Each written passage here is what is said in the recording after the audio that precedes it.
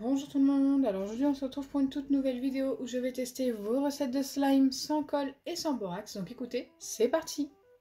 Mais avant de commencer, n'hésitez pas à liker et partager, n'hésitez pas à vous abonner si ce n'est pas encore fait et à activer la cloche des notifications. Et bien sûr, je vous attends dans les commentaires pour me donner d'autres recettes de slime sans colle et sans borax à tester dans une prochaine vidéo, si bien sûr les commentaires sont activés.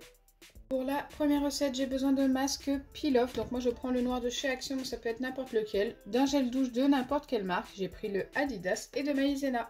Dans un récipient, il faut commencer par mettre à quantité égale du gel douche et du masque peel-off. Donc écoutez, c'est parti, on va commencer par le gel douche. Je vais mettre une dose de chaque. À quantité égale. Hop, vous pouvez mettre 2 doses de chaque si vous le souhaitez, hein. Il n'y a pas de souci, il faut tout simplement que ce soit des quantités égales. Ok. Donc voilà pour le gel douche. Maintenant je viens faire pareil avec le masque peel-off.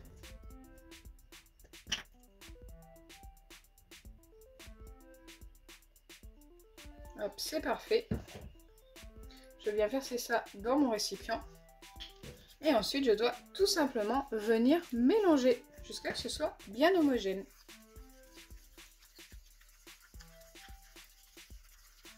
Donc du gel douche, je pense que vous en avez tous chez vous. Et du masque peel-off, c'est super simple à trouver.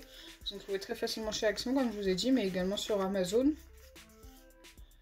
Hop. Ou même en grande surface. Ok, ça nous donne quelque chose de très liquide quand même. Et maintenant, je n'ai plus qu'à ajouter la maïzena jusqu'à l'obtention d'un slime. Allez, c'est parti. Je vais commencer par ajouter une dose identique au gel douche et au masque peel-off pour voir ce que ça donne.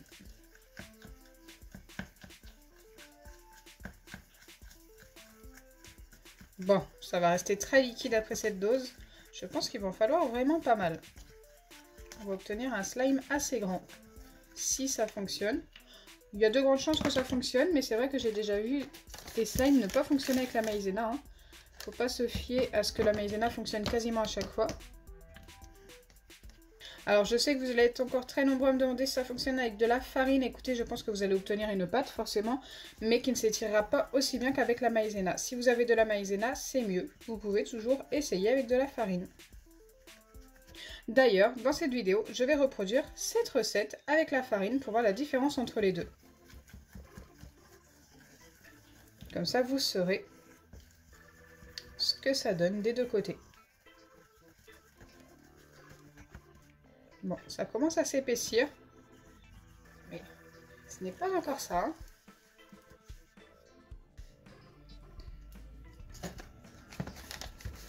Je pense que je vais en remettre directement une dose et demie. Donc là, la première et la demi-dose. On va voir ce que ça donne avec tout ça.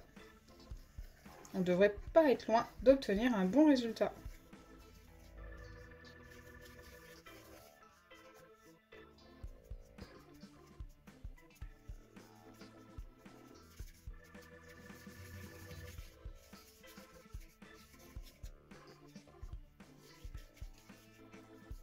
Il en manque encore un peu à ce que je vois.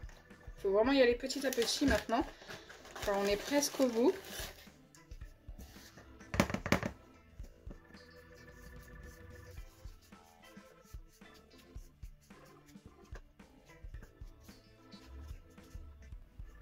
En tous les cas, ça a l'air de quand même pas mal s'étirer.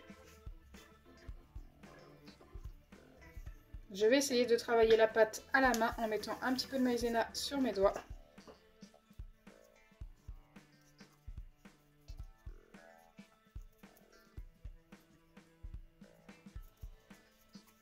Ok, je pense qu'on est pas mal, c'est un petit peu collant.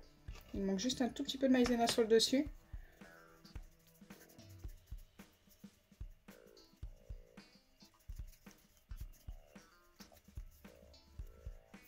Et voilà ce que j'obtiens, un vrai butter slime qui s'étire super bien. Maintenant, nous allons essayer cette même recette avec de la farine. Allez, c'est parti, je reproduis exactement la même recette avec les mêmes ingrédients, sauf la farine qui remplace la maïzena. Donc une dose de gel douche.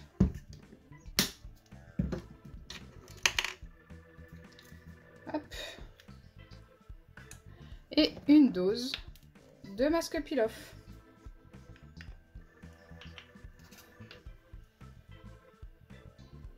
Donc je vous montre que je fais exactement la même recette, sans tricherie. Voilà. Bien sûr, je mélange comme précédemment. Donc j'ai déjà préparé ma farine à côté. Ok, comme précédemment, c'est exactement le même, la même texture. Et ensuite, je viens ajouter ma farine et former ma pâte qui devrait ressembler à un butter slime en espérant que ça s'étire tout aussi bien qu'avec la maïzena. Allez, c'est parti.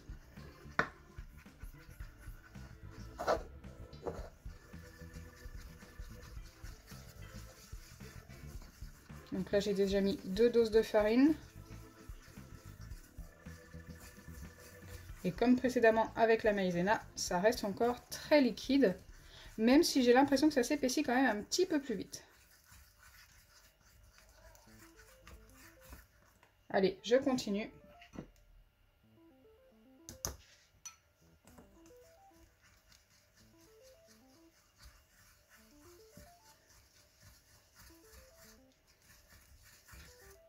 Au moins, ça vous permettra de vous rendre compte en vidéo de la différence entre les deux.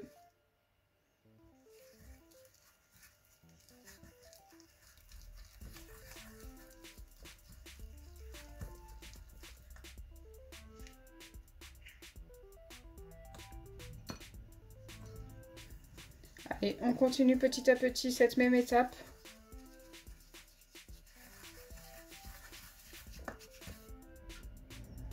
Bon, c'est encore assez collant.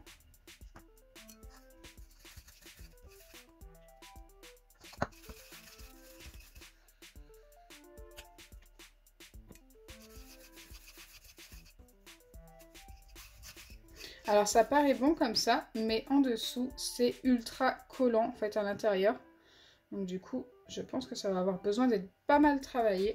Donc je vais mettre de la farine en bonne quantité sur mes doigts et je vais venir travailler ma pâte en appuyant.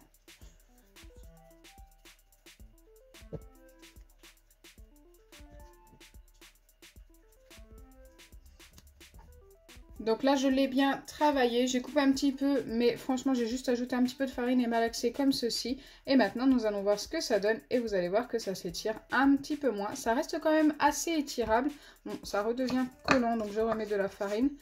Mais écoutez, ça forme quand même un butter slime. Donc ça, c'est plutôt cool. Si vous n'avez pas de maïzena, ça fonctionne moins bien, mais ça fonctionne quand même. Genre avec la maïzena, je mettrais un bon 9 sur 10. Avec la farine, un 7 sur 10. Oui, je pense que je ne peux pas donner plus.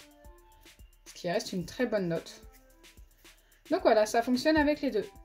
Donc j'espère sincèrement que ma vidéo vous aura plu. Si c'est le cas, n'oubliez pas les pouces bleus, partagez et abonnez-vous. Bisous les amis. Et n'hésitez pas à essayer avec les deux pour voir la différence entre la maïzena et la farine. Vous allez voir, c'est assez bluffant.